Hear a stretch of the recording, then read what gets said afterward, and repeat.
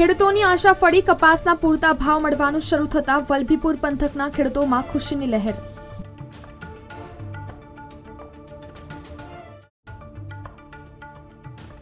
લોખંડની માંગ તદ્દન તળિયે। ફેબ્રુઆરીમાં અલંગમાં માત્ર 13,000 ટનના જહાજ બીજ થયા।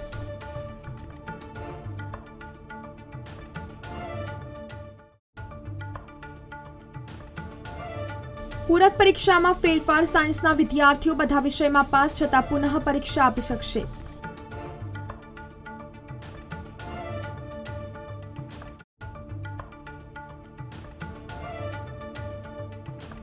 મોરારજીભાઈ દેસાઈની 129મી જન્મ જયંતિ પ્રસંગે ગુજરાત વિદ્યાપીઠમાં વિવિધ કાર્યક્રમો। રાજ્યપાલની અધ્યક્ષતામાં યોજાયા કાર્યક્રમો।